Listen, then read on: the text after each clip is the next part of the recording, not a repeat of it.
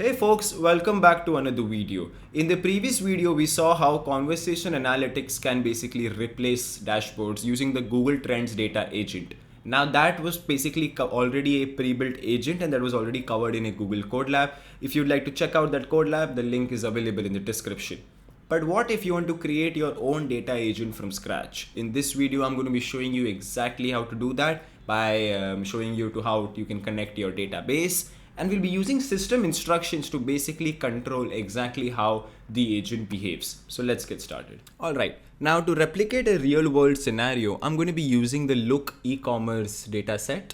And this is a Google's public dataset that you can check out. I'll be leaving the link in the description. You can check that out. But this is what the dataset looks like. So if we look at this particular dataset, it looks like a standard enterprise database. We have tables for users, orders, inventory, and products.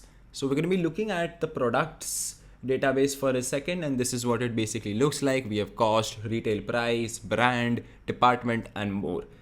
And we're going to be using the order items table that basically has complex data like order status, whether it was shipped, cancelled, or returned. And this is exactly the kind of data a business leader would want to ask questions about.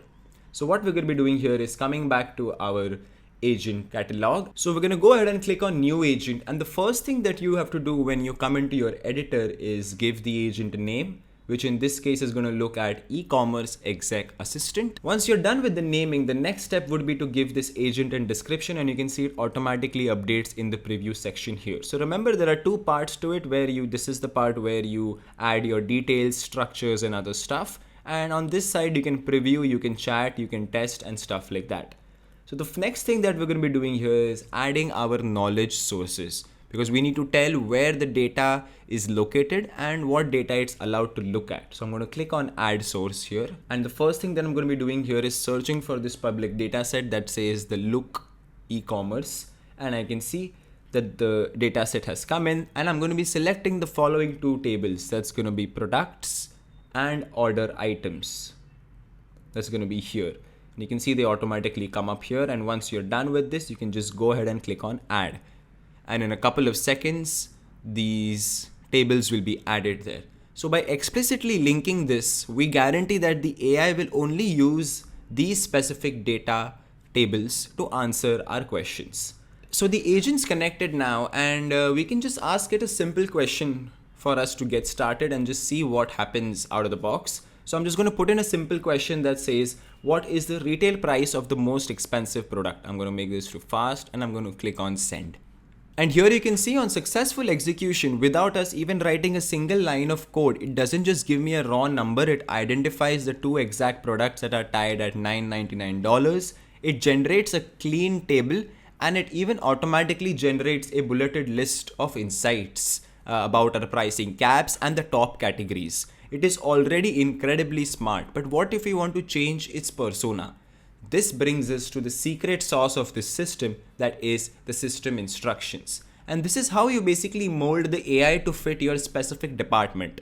So let's go into the instruction set and type the following. I'll be leaving this particular instruction set prompt in the description. You can check that out. But this is what it's going to be looking like, where I'm going to say you are the chief marketing officer for the Look. Whenever you analyze the product data, you must always append a section called marketing action at the bottom of your response, suggesting a specific promotional strategy based on the data. Now I'm explicitly telling it to stop acting like a general data analyst and start acting like our CMO. So let's just save this. We're going to click on save here. We're going to save these agent changes. And I'm going to be asking it the same question once again, that is, what is the retail price of the most expensive product? I'm going to click on enter. And here you can see it still gives us the data that we had asked for before. But if you come at the bottom, it has generated a custom marketing section suggesting that we should do an exclusive targeted campaign aiming at our high net worth customer segment. We should market this premium product as limited edition, luxury, statement, etc. But this is where you can see that just on changing the instruction set, you have complete control over how the agent thinks and talks and responds to the business users.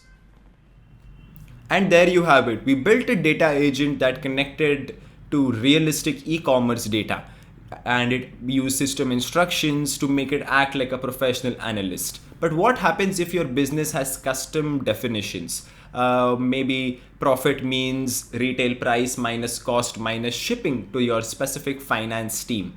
Now, system instructions aren't enough to basically stop the AI from hallucinating complex math. That's why in the next video, we're going to be taking a look at the ultimate enterprise guardrails that you can set for your data agent, such as glossaries, verified queries, labels, custom column descriptions, and much more.